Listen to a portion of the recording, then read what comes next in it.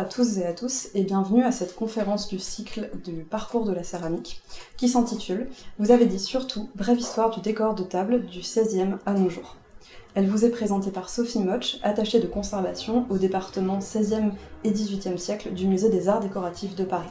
Elle a participé à plusieurs expositions liées à la céramique, notamment l'exposition commémorative de l'anniversaire de la manufacture de Meissen et celle appelée À table à Sèvres, sur laquelle va porter cette conférence. Bonsoir. Alors, on va faire en accéléré, puisqu'on a une petite demi-heure et j'avais prévu 3/4 d'heure, 1 heure. Alors voilà, le surtout. Qu'est-ce que le surtout? Donc, en couverture, enfin en page d'introduction, vous voyez un gâteau qui est faux, mais qui sert à présenter des petits gâteaux. Donc ça, on peut dire que c'est vraiment l'avatar récent, moderne du surtout, ce qui prouve que cette notion de décor de table et de surtout, qui est quand même un petit peu tombée en désuétude, en tout cas le terme est souvent inconnu des générations actuelles, est en fait une réalité qui intéresse beaucoup les créateurs du XXIe siècle. Donc on va y revenir, mais là on fait un bref retour en arrière. Effectivement, le surtout, selon moi, prend son origine dès le Moyen-Âge, lors des grands banquets royaux. Et là, vous avez sur une enluminure la représentation de 3 nefs. Donc vous savez, les nefs, ce sont des éléments de décor de table en forme de bateau.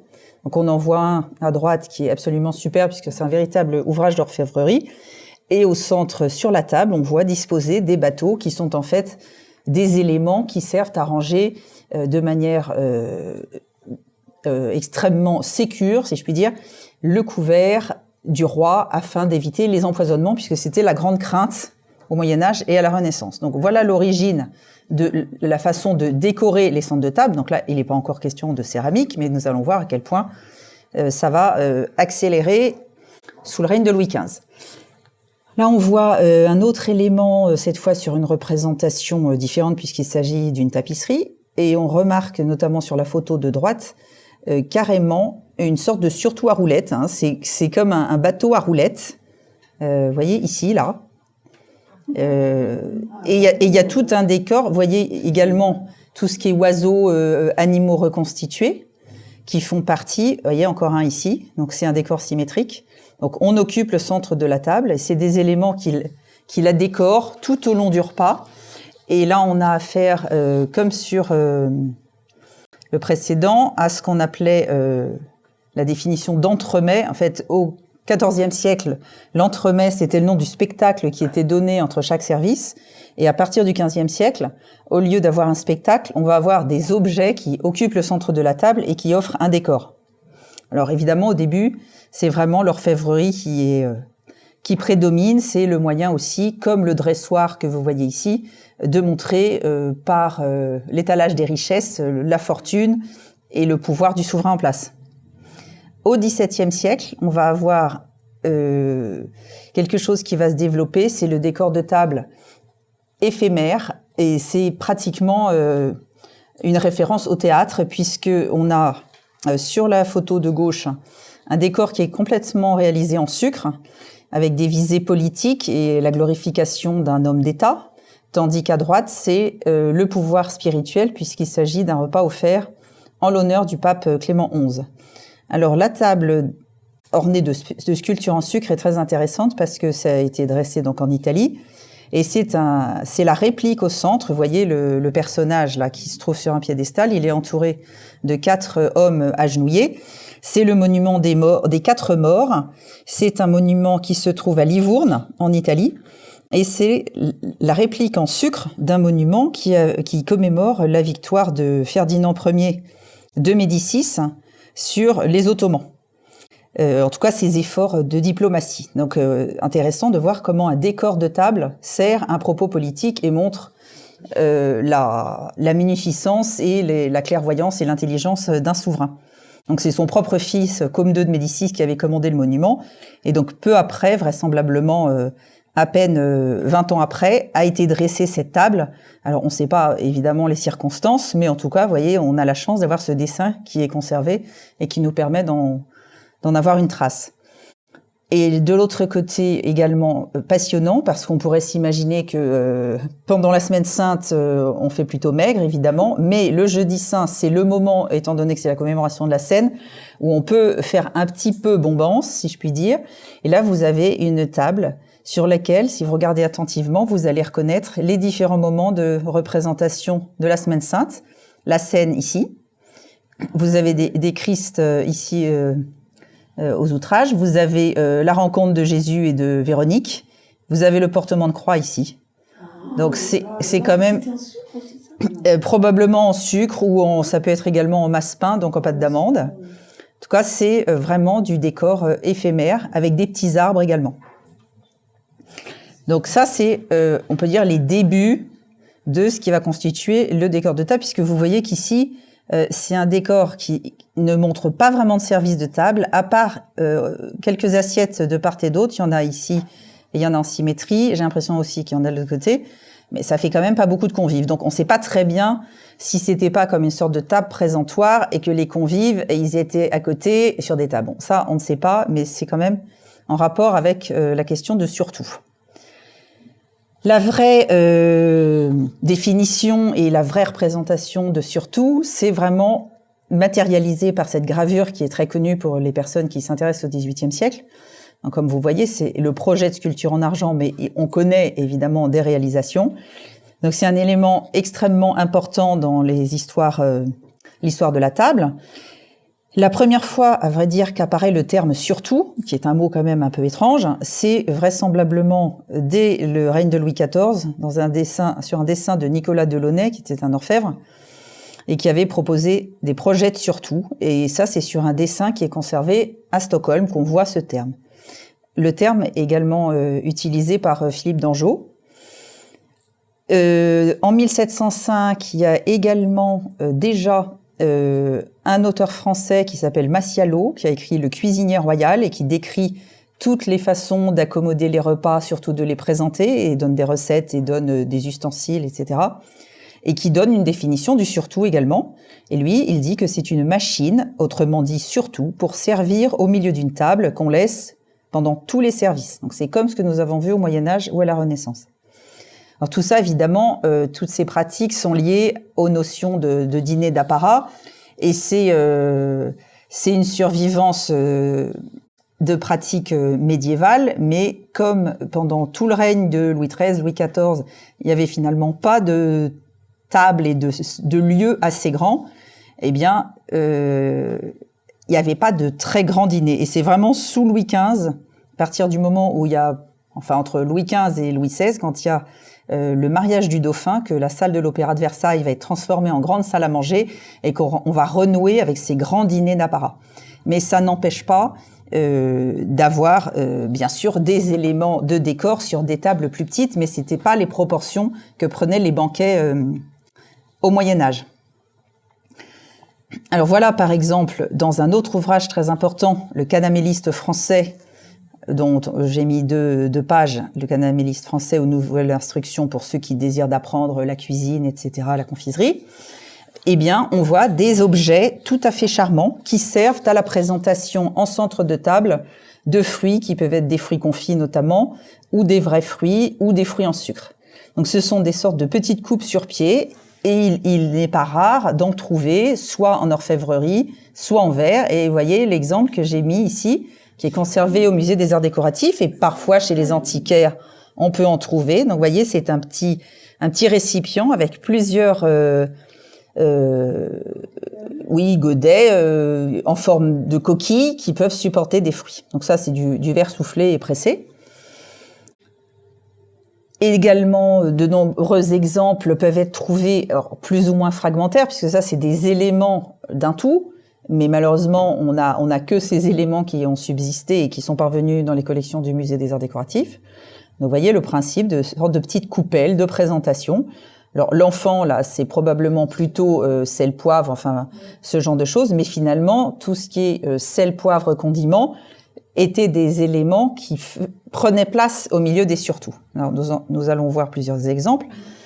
Un exemple en porcelaine de Meissen qui est très complet, qui est conservé vous voyez, à Londres, et par rapport à la taille de l'ananas, ça vous donne une idée de la taille et de la hauteur de l'édifice. Hein. C'est vraiment une construction qui est au centre de la table, et on s'aperçoit bien qu'il s'agit d'une pièce centrale composée de plusieurs éléments, puisque c'est une sorte de plateau avec des encoches. On peut y mettre des verseuses pour les boissons chaudes, les boissons exotiques. On pouvait y mettre probablement devant aussi peut-être des sucriers. La jeune fille ici tient une coupelle dans laquelle pouvait se trouver sûrement un fruit ou quelque chose, et au-dessus, on pouvait y mettre un ananas qui lui-même était un fruit particulièrement prisé, étant donné sa rareté, le caractère exotique. Et vous savez que Louis XV avait essayé avec succès de l'accommoder dans les serres. Les centres de table peuvent être également occupés par du verre, ou du verre et de la porcelaine. Alors, au Musée des Arts Décoratifs, depuis l'année dernière, vous pouvez voir une vitrine dans le département 18e dans lequel justement sont présentés un certain nombre d'objets en rapport avec les arts de la table et en particulier le décor de table. Donc celui de droite est exposé. Donc ça, c'est vraiment une chance. Il a été restauré pour un diplôme d'une restauratrice de céramique. Et alors il est composite. Le plateau est en pâte à bois, également en bois. Vous avez une glace, des filaments, des petites tiges en verre filé, torsadées parfois, et tous les sujets et les petites fleurs, les petits bacs à oranger sont en porcelaine vraisemblablement italienne, sans qu'on puisse savoir très précisément de quelle manufacture ils proviennent. Donc ça, c'est quasiment la taille d'un ordinateur portable. Vous voyez, c'est pas immense. Donc on peut imaginer aussi que c'est, vous voyez la date, 1770-90, utilisé d'une manière plus intime dans un dîner qui est moins grandiose. Quant à l'autre, vous voyez, il est recomposé, c'est-à-dire que il n'est pas dit que tout soit né ensemble. Peut-être le propriétaire précédent, elle expose tel que le propriétaire l'avait donné au musée, avait installé toutes ces figurines et ce petit kiosque de feuillage sur une glace. Mais en tout cas, c'est vraiment l'idée de ce qui pouvait se faire sur les tables au XVIIIe siècle. Donc, comme vous savez, à partir du moment où Louis XV accède au pouvoir, il souhaite se débarrasser d'une étiquette trop pesante et il va multiplier les façons de passer un temps agréable dans des pièces plus petites avec un minimum de serviteurs, en inventant même un buffet mécanique au château de la Muette qu'il a dessiné, dit-on, a choisi, il y avait une table toute dressée qui montait du sous-sol, procédé qui a été utilisé par d'autres souverains, Pierre le Grand en Russie et plus tard, beaucoup plus tard, Louis II de Bavière. Donc voilà le genre de décor qu'on pouvait trouver.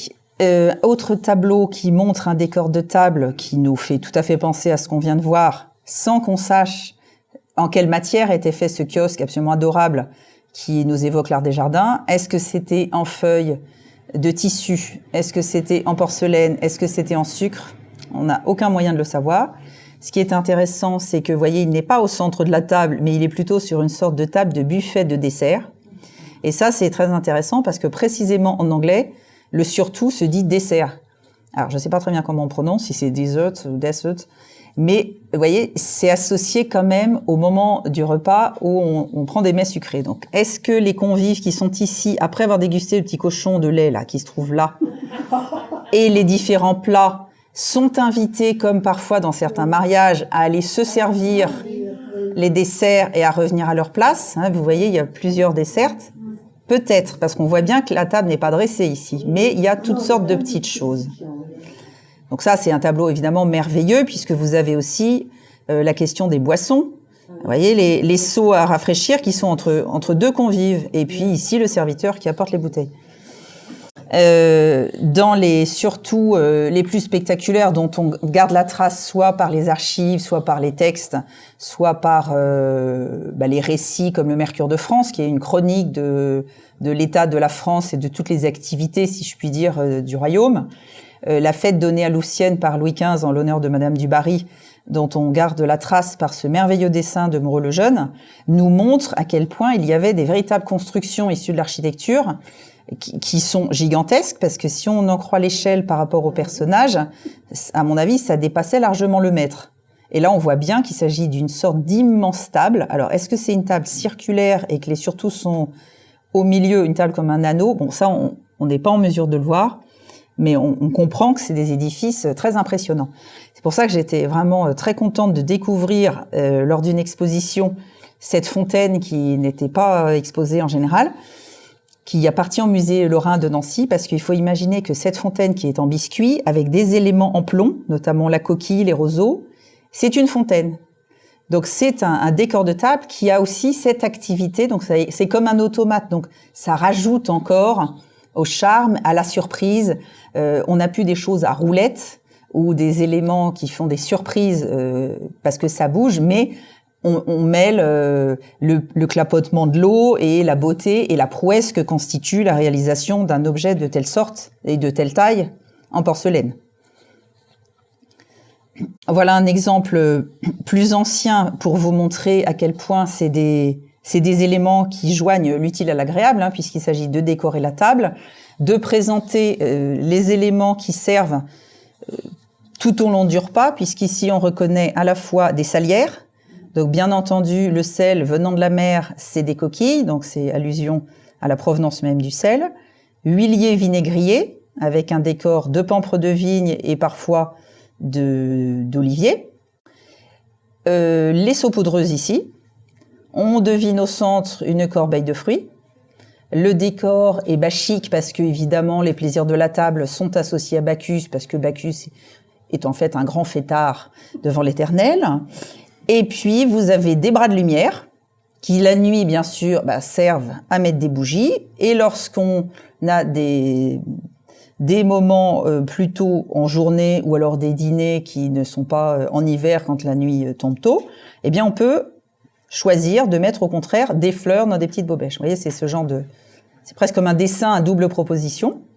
Et on voit que c'est une pièce très monumentale, mais avec une certaine utilité. Non, mais si on compare avec ce qui peut exister, ça peut être largement 50 cm de haut. Ouais. D'abord, vous voyez la taille des bougies, etc. Les saupoudreuses, exactement, qui sont elles-mêmes un peu surélevées. Autre exemple issu en fait de l'orfèvrerie, et c'est très rare d'en voir en faïence, ce qu'on appelle une épergne. Alors, contrairement à ce qu'on pourrait croire, c'est un terme qui est utilisé uniquement pour les pièces anglaises. Là, c'est de la faïence fine, et vous le voyez démonter. Donc, c'est également ce principe d'avoir une pièce centrale avec une grande corbeille au centre, plusieurs corbeilles plus petites, et alors là, ça manque malheureusement, mais il y a ici des trous dans lesquels se trouvaient sûrement des bras pour mettre des bougies. Alors ça, c'est une forme qu'on retrouve fréquemment en argent. Vous voyez la version en argent, vous avez des petits paniers suspendus à des branchages assez réalistes, et des coupelles en cristal ou en verre. Donc là, c'est une réalisation assez merveilleuse d'un orfèvre anglais. Mince. Alors maintenant, on va sauter en 1900 et on voit, j'imagine que beaucoup d'entre vous avez vu la merveilleuse exposition à table au musée de la céramique de Sèvres, et vous avez en souvenir certainement cette table dressée. Donc là, nous avons quelque chose d'assez nouveau, puisqu'il s'agit de remplir le centre de la table avec des statuettes. Donc c'est Agathon Léonard qui avait été commandité pour proposer un surtout composé de statuettes qui sont des danseuses qui font penser évidemment à des danses grecques avec des plissés comme ça, un peu comme ce que faisait Isadora Duncan, comme ça s'appelle le jeu de l'écharpe, et des mouvements un peu serpentins. Bien entendu, on pense à la Loy Fuller qui était à l'époque à Paris et qui avait un succès immense. Donc c'est le directeur artistique de la manufacture qui en 1897 avait vu un décor pour un foyer de la danse fait par Agathon Léonard, qui a trouvé que c'était un artiste merveilleux et qu'il était en mesure de proposer quelque chose. Donc vous voyez, c'est amusant parce que Agathon Léonard n'est pas quelqu'un qui était un céramiste. Donc on lui a proposé de travailler pour la manufacture de Sèvres, et ça c'est toujours intéressant de voir la confrontation d'un artiste qui est habitué à un médium se confronter à la difficulté de la cuisson de la céramique et de sa plasticité et de toutes ses conséquences à cause de la cuisson aléatoire. Le surtout du jeu de l'écharpe a eu un succès considérable à l'Expo universelle de 1900 à Paris, à tel point qu'elle a reçu la médaille d'or. Et le surtout a été offert immédiatement à l'empereur de Russie, en l'occurrence Nicolas II, qui l'a offert lui-même immédiatement au musée de l'Ermitage, parce qu'il trouvait que c'était très représentatif évidemment de l'Art Nouveau, et il voulait comme ça que ça entre au musée comme un merveilleux exemple de création du siècle commençant. Plutôt art déco, bien entendu, le surtout au Dauphin, ça c'est une splendeur, vous voyez, c'est Souaimar et Christophe, donc ça c'est 1925, et c'était dans les collections, ou même dans les réserves du musée des Beaux-Arts de Grenoble, et lorsque le musée de Draguignan a organisé une exposition sur les arts de la table, eh bien c'était l'occasion de faire restaurer ce surtout, vous voyez, c'est une fontaine avec du cristal de roche, et surtout, nouveauté merveilleuse, l'éclairage électrique. Donc ça, c'est assez spectaculaire. Et il y a quand même le côté un petit peu classique des petits orangers de chaque côté. Un élément surtout également de Souaimar, bon, beaucoup plus petit. Et là, on saute en 1978 où deux artistes qui ne sont pas du tout des céramistes, Anne et Patrick Poirier, qui sont des artistes contemporains absolument fantastiques, qui sont issus de l'école des arts décoratifs, qui ont tous les deux, nés en 42, vécu la guerre profondément dans leur chair, puisque Patrick Poirier a été orphelin de père pendant la guerre, dit qu'il a pendant des jours et des jours marché dans une ville en ruine. Donc c'est la ruine, la guerre, la civilisation, l'écroulement du monde, la fragilité, la mémoire, les notions de transmission sont au cœur de leur travail. Et ils ont été pensionnaires tous les deux de la Villa Médicis, et vraiment l'Antiquité est beaucoup présente dans leur représentation de toutes sortes. Ils font des installations. La première était au musée Pompidou, qui s'appelait la Domus Aurea. Et un jour, ils ont été, d'une certaine manière, en résidence à Sèvres. Ils sont tombés sur les moules du surtout égyptien que Napoléon avait commandé à Vivant Denon, qui avait eu un succès fou, et c'était devenu il avait trouvé que c'était extraordinaire. Il en avait fait un cadeau diplomatique pour le tsar de Russie. Puis Joséphine en avait souhaité un comme une sorte de cadeau de divorce qu'elle a fini par refuser, et il s'est retrouvé après, donc comme vous voyez, en Angleterre, chez le duc de Wellington. Donc les Poirier ont vu ce surtout, ça correspondait à leur état d'esprit, et ils ont décidé de refaire faire un surtout, mais en brisant les éléments, pour en faire une image de leur fascination pour la ruine. Donc là vous avez l'impression d'un double, mais c'est parce que c'était derrière une glace. Les célèbres sculpteurs Lalanne, qui sont pas non plus des céramistes, ont à un moment fait un surtout, vous voyez, qui est tout à fait charmant, qui est un canard et des nénuphars en biscuit. Là, je vous montre ce que fait un monsieur anglais fantastique qui revisite les réceptions qui ont été données pour des occasions évidemment officielles, royales, que ça soit en Angleterre ou dans d'autres pays, et il fait réaliser en sucre tout un décor de table. Donc, vous voyez, avec une grande précision, puisque même le jardin, et ça c'était dans les préconisations du canaméliste français, de refaire des parterres, parfois en sucre, parfois en sable, parfois en relief, avec du carton, pour avoir l'illusion intérieure-extérieure. Vous voyez, c'est le jardin qui s'invite à votre table. Dans les préoccupations dont je vous parlais au début, c'est-à-dire les préoccupations contemporaines des artistes, parce qu'on pourrait se dire, ça c'est vraiment complètement tombé en désuétude, et comme je vous le disais, effectivement, le terme surtout, le terme décor de table, même dresser la table avec les modes de vie qui évoluent. Toutefois, c'est une préoccupation qui a vraiment passionné les artistes, et voyez, en 2008, Frédéric Baudet, qui était conservateur des collections de céramique contemporaine au Musée des Arts Décoratifs, a fait une proposition à des artistes contemporains de travailler la notion de décor de table. Et vous voyez, cette immense table avait été dressée avec la place donnée à différents artistes. Donc de ce côté, on voit le travail d'une jeune Allemande qui s'est imaginée à créer des plats qui nous font directement penser à ces reconstitutions d'animaux du Moyen-Âge. Vous voyez, les pans empaillés, etc. Donc tout ça est en céramique, comme vous voyez, émaillé. Et au centre, on voit une présentation à Etienne's Museum à Düsseldorf, qui a une collection fantastique de céramique, entre parenthèses. Donc ça, c'était exposé à Paris. Et de l'autre côté, alors là, vous distinguez peut-être pas très bien la chose rouge, qui est ici. En fait, il faut imaginer un très grand plat, quasiment diamètre comme ça, qui a été cassé, sur lequel se trouve une tête de cochon sanguinolent, les boyaux, les viscères, la queue de cochon. Vous voyez la petite queue de cochon arrondie. L'émail est extraordinaire, c'est vraiment les émaux rouges, comme vous voyez les recherches du début du XXe siècle des céramistes français. Cette artiste, Valérie Delarue, n'est pas du tout une artiste qui travaille la porcelaine. C'est une artiste assez complète puisqu'elle a une formation de peintre, mais elle a été aussi dans un atelier de sculpture, en particulier avec Georges Jeanclos. Georges Jeanclos, dont vous connaissez peut-être Les Dormeurs, puisque Georges Jeanclos a aussi, à un moment, collaboré avec Sèvres. Donc, elle est à la fois une excellente dessinatrice et une très bonne modeleuse. Et elle est très cultivée, et bien entendu, on ne peut pas s'empêcher de penser à toutes ces hures, notamment celle-ci qui est superbe de Strasbourg. Et donc, il y avait également cette artiste, Ineke Hans, qui a, pour Corunum, qui est une fabrique hollandaise de Hertogenbosch, fabriqué ce vrai faux gâteau. Donc, le gâteau, il est en céramique émaillée relativement mat, avec un émail qui coule, qui fait penser à du glaçage. Et c'est en fait un présentoir à gâteau. Et c'est lui-même un décor de centre de table qui joint l'utile à l'agréable. Donc, les petits gâteaux sont vrais et le gros est faux. Dans les créations tout à fait contemporaines, Chris Anteman, qui doit avoir une petite cinquantaine d'années, c'est une Américaine qui retravaille complètement la notion de surtout et tous ces kiosques que nous avons vus sous le règne de Louis XV, toutes ces compositions. Là aussi, je pense que vous vous rendez bien compte de l'échelle. Donc, il y a eu un certain nombre d'expositions, vous voyez, à New York ou à Hillwood Museum à Washington.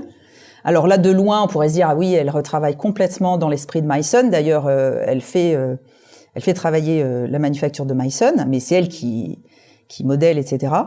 Mais il y a toujours un caractère érotique. Donc, elle allie vraiment les plaisirs de la table aux plaisirs de la chair, avec des personnages qui ont les codes, que ça soit par exemple les coiffures, parce qu'en général, ils sont assez dévêtus, le mobilier ou les éléments des petits éléments de décor de table, mais tout ça reste très contemporain dans un style assez truculent que certains peuvent juger kitsch. Et vous voyez pour la réalisation que c'est en 3 parties. Parce qu'évidemment, il y a la question de la cuisson, la question de la conformité des éléments les uns après les autres. Dans les créations aussi qui résultent de collaborations entre Sèvres et des artistes contemporains qui n'ont rien à voir avec la céramique, Raume Plensa a fait ce surtout qui s'appelle Constellation pour l'Élysée. Alors, il est assez curieux. Il mesure 2,30 m de long. Il s'agit de 2 plateaux de bois sur lesquels sont posées des sphères. Alors ça a été d'une technicité, d'une complicité hallucinante puisqu'il fallait assembler des sphères. Il fallait que les sphères ont été bien sûr cuites séparément, puis il fallait les assembler, les coller. Enfin bref, c'était un travail monstrueux. C'est une commande de Jacques Chirac. C'était fait pour la table en U de l'Élysée. Et ce qui est très intéressant, c'est que l'artiste a également dans la foulée, simultanément, conçu des assiettes. Vous voyez, des assiettes qui sont également en rapport avec la notion de constellation, la notion de carte du ciel. Alors c'est tout à fait bavard, hein. Et il y a donc 3 exemples d'émaux qui bien sûr sont les émaux qui ont fait la fortune de Sèvres, le bleu du roi ici et le bleu céleste. Et là sur cette table, on voit, alors ça en fait je pense que c'est une table qui a été dressée spécifiquement pour les journées du patrimoine. Donc vous voyez le surtout qui n'est cette fois pas sur une table en U, et le service constellation tout autour. Donc ça fait vraiment partie d'un ensemble. Alors que souvent, lorsqu'on trouve dans les musées qu'on voit un surtout, à vrai dire, on ne sait pas quel est le service qui était sur la table en même temps que le surtout. Alors que là, on voit bien la correspondance. Très intéressant également, vous voyez, on se rapproche vraiment dangereusement de notre époque. En 2019, un artiste néerlandais qui s'appelle donc Boek de Vries, qui est restaurateur de formation, conscient de l'écologie, etc., qui s'est intéressé à la notion de tesson, à la notion de récupération, et il a imaginé cet immense centre de table, collant bien sûr à l'actualité, à des propos parfaitement actuels, puisqu'au centre c'est une sorte de champignon atomique. Vous voyez ici, il y a des figures qu'on reconnaît comme étant presque des petites figurines de Meissen avec des robes, des figures dans des attitudes assez baroques, mais qui font penser aussi aux monuments pour la guerre du Vietnam aux États-Unis, etc. Et il a décidé donc de ne se servir que de tessons de pièces qu'il a trouvées dans des brocantes ou des pièces cassées que lui-même, dans son atelier en tant que restaurateur, avait et dont il ne pouvait rien faire. Donc, vous voyez, une façon assez iconoclaste et amusante et intéressante de proposer des créations et de réfléchir sur l'environnement plutôt que d'être dans la création, dans la surenchère de fabrication d'éléments. Et enfin, je voudrais finir avec une commande de Valérie Delarue. Donc Valérie Delarue, c'est l'artiste qui a fait le cochon, la tête, là, qui s'appelait Massacre. Donc Valérie, et ça c'est aussi amusant pour notre époque, puisqu'en fait, elle a un site Instagram, elle fait des posts, elle fait des expositions dans des galeries, et un jour, un homme, collectionneur en l'occurrence, trouve des images d'œuvres de Valérie en présentation dans une galerie à Paris, et il se dit « Oh là, ça m'intéresse ». Il va à la galerie, il la rencontre, il lui dit « Je veux que vous me fassiez un décor de table ». Alors, il lui explique qu'il a une salle à manger dans sa maison en Normandie, dans lequel il y a ce tableau, qui est un très grand tableau d'un artiste monténégrin, vous voyez, Dado. Une œuvre assez torturée, donc il faut que l'œil s'habitue, mais il y a des personnages, c'est très foisonnant, c'est un petit peu sanguinolent, c'est un peu étrange. Donc Valérie a pris la mesure de cette œuvre, donc c'est une toile qui fait plus de 2 mètres de long. Elle a essayé d'isoler des formes, et elle a dessiné la table, puisque ça devait le surtout dépendre là, elle a isolé des formes, elle a fait des croquis, vous voyez qu'elle a positionné aussi les assiettes, elle a considéré, comme ce qui se faisait par le passé, qu'il fallait que ça soit des éléments en nombre impair. En général, il y a un élément central plus grand que les éléments qui flanquent. Elle s'est mise à travailler les émaux. Elle avait eu déjà cette expérience céramique, hein, bien sûr, puisque vous avez vu le cochon, qui est en faïence, alors que là, elle a travaillé avec du grès. Donc, elle fait des palettes, c'est-à-dire elle fait des essais de couleurs, des mots en mettant sur une assiette, parce qu'elle dit c'est commode, je mets l'assiette au four, j'ai pas besoin de m'embêter, et ça lui permet également, donc vous voyez les autres croquis presque définitifs derrière, de faire des essais sur les formes, de voir comment la forme va résister à la cuisson. Donc il y a des sortes de petites billes qui ressemblent un peu à du caviar ou à des lentilles, il y a des formes qui font penser à des courges, etc. Et une fois qu'elle est satisfaite de ces essais, eh bien elle passe à la réalisation, et voilà ce que ça donne, donc un surtout, qui est une création pour un décor de table d'un homme qui a, le commanditaire, il a à peine 50 ans, et il avait ce besoin de décorer sa table vraiment à la manière de ce qui se faisait au XVIIIe siècle. Voilà. Très original, très intéressant.